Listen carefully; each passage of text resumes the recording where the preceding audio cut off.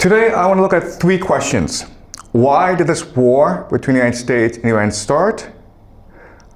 How will this war end? And what will happen after this war ends? And to answer these three questions, we need to discuss the nature and structure of our reality. And the first thing you need to understand, which is very hard, is that our world is a hallucination.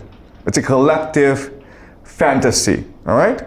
So to understand this idea, let's look at Plato's allegory of the cave, okay? Plato's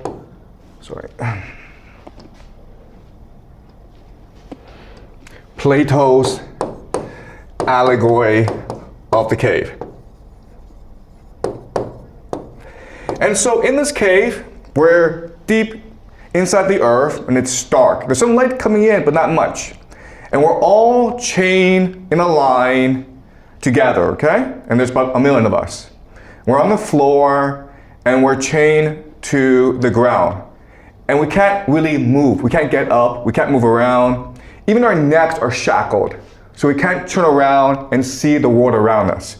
Okay, so there's about 1 million of us all sitting down and staring at a wall together, okay? And this wall is blank.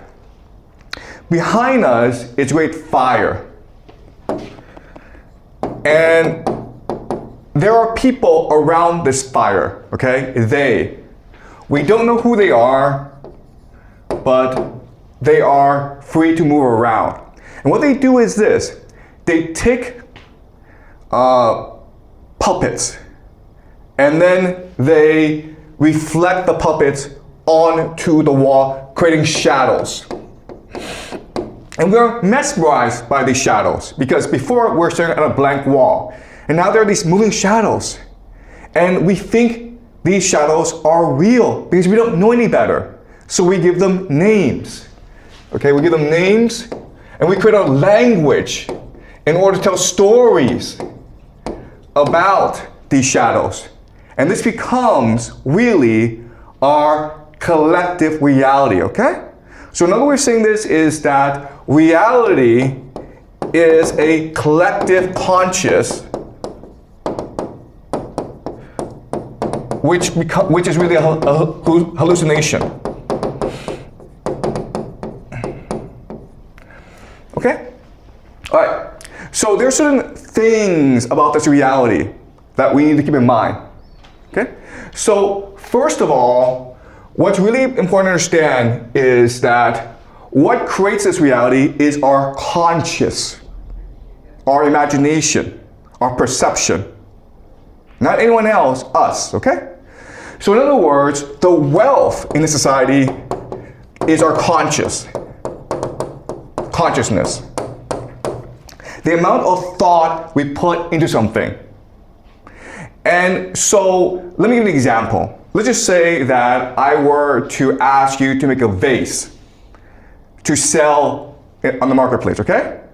While you're making this vase, if you are listening to music, if you are chatting with a friend, if you're not fully conscious and focused and attentive about making this vase, it won't be very good.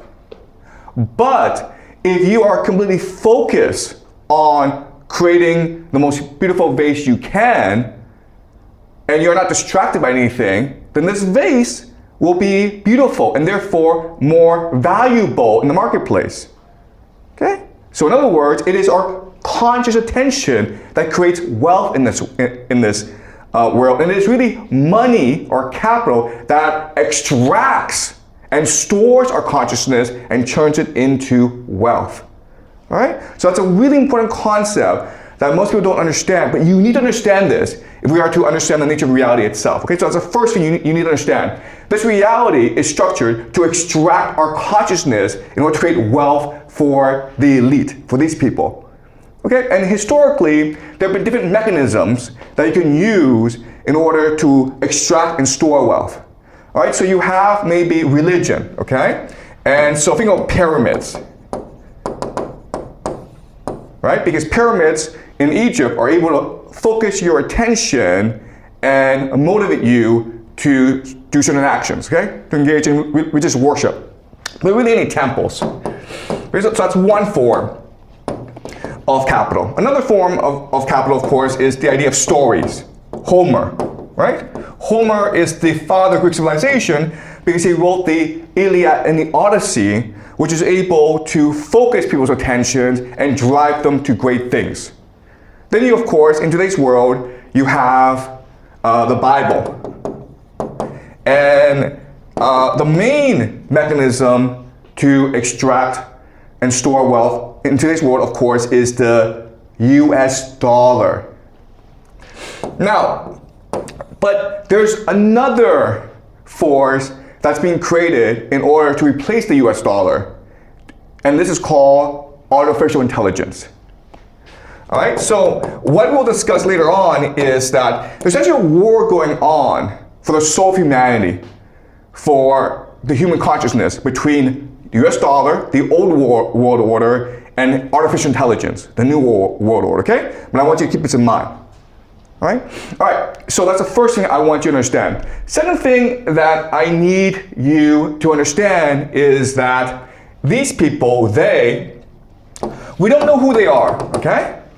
But what we do know is that they don't force us to do anything. There's not enough of them, okay? The way they maintain power is through manipulation and trickery and deception. And we know this because in Plato's allegory of the cave, one day, for whatever reason, one guy decides, you know what? I feel as though this is not the real world. I feel as though there's something outside this cave. So he or she starts messing around with the chains and realizes, these aren't chains. These are just like ropes. I can just like get rid of them. And this chain around my neck, it's like a ribbon. I can snap it off. And he doesn't know why he does this, but he does this. He does do this. And when he does this, they don't even care. Like, whatever, man, do whatever you want. And so he releases himself. He's blind because he's been in the dark all his life, but somehow he recognizes that there's this light, okay, outside the cave. And he is compelled to this light. So he's walking, stumbling to this light. And again, they are like watching him. They're like, we don't care. Do whatever you want, man. They don't stop him. He goes out into the light, and now he's outside, and it's pure light, okay? He's left the cave, and at first he's in pain, and he struggles to reorientate himself to this new world, but then eventually he falls in love with this world. It's a beautiful world, and it's like for him, heaven. And he's like, oh my God, this is the real world. The cave is a fake world that we created ourselves. Let me go back there and tell everyone about the truth. And when he goes back, the elite, don't stop him. Like, whatever you want, man, do whatever you want, okay? So they who are in power, you think they have an army, you think they have magic, and you think that they're evil, but really, all their power rests on our belief in their power, okay? They themselves don't have any power except to manipulate us. Okay, that's the second thing you need to understand. Now, the third thing you need to understand is that even though this is a fake world, people don't know this. They think it's real. In fact, they believe it is so real that they are willing to die for it. So that when this man who's seen heaven, who's seen the truth, who's come back to tell everyone, these chains that you have aren't real. We can break free and escape into the real world. If he dares to tell them this, together they will kill him. Okay, do you understand? So in other words, the reality is a hallucination. It's created by us, but we fall in love with it. We're so attached to it psychologically and emotionally that if anyone tells us it's fake, we kill them for it. Okay? So it's these three things I want you to keep in mind as we explore our world. Because our world is actually just Plato's cave. All right, so let me show you how. All right,